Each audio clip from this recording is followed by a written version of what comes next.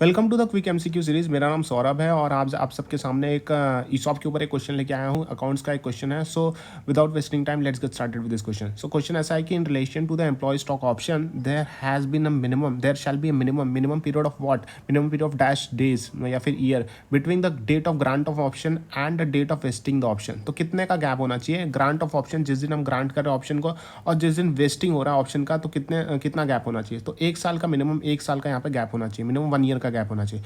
तो other provision related to ESOP की अगर हम बात करते हैं तो ESOP can be implemented by direct route या फिर ट्रस्ट रूट। दो रूट है, डायरेक्ट रूट या फिर ट्रस्ट रूट।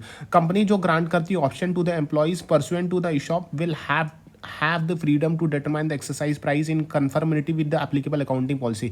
जो कंपनी क्या कर रही है, ग्रांट कर रही है ऑप्शन दे रही है, किसको, एम्प्लॉयज़ को दे रही है, ईशॉप के थ्रू दे रही है। तो यहाँ पे उनके पास फ्रीडम होता है कि वो डिटरमाइन करें कौन सा एक्सरसाइज प्राइस एप्लीकेबल होगा अकाउंटिंग पॉलिसीज के हिसाब से। And there shall be minimum period कितना होना चाहिए, एक साल का मिनिमम पीरियड होना चाहिए between the date of grant of option and the date of vesting of an option. So as per accounting standard 20 बोलता है, अकाउंटिंग स्टैंडर्ड 20 बोलता है कि जो स्टॉक ऑप्शन होता है, stock option granted pursuant to the employee share based payment plan should not be included in the share outstanding till the time employee have exercised their right to obtain shares or stock option। मतलब ये बोलता है कि accounting standard 20 बोलता है कि stock option जो grant किया जाता है pursuant to an employee share based payment plan, उसे इंक्लूड नहीं किया जाएगा इन द शेयर आउटस्टैंडिंग। उसको शेयर आउटस्टैंडिंग में इंक्लूड नहीं किया जाएगा जब तक एम्प्लॉई एक्सरसाइज नहीं कर देता अपना राइट टू ऑब्टेन शेयर्स और स्टॉक ऑप्शन। ये सही भी लगता है कि जब तक अपना राइट एक्सरसाइज नहीं करा तब तक तो वो शेयर आउटस्टैंडिंग में तो आएगा नहीं, स्टॉक ऑप्शन वाले जो भी है।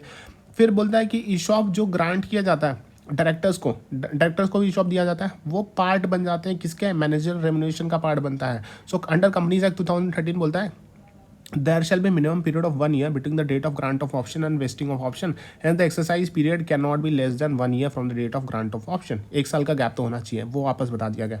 And there are two method of accounting for employee stock share based payment में, एम्प्लॉय शेयर बेस्ड पेमेंट में दो मेथड ऑफ अकाउंटिंग होता है, एक होता है इंट्रिंसिक वैल्यू मेथड, एक होता है fair value method. So for accounting purpose, employee share based payment plans are classified as equity settle, cash settle and plan with a cash alternative।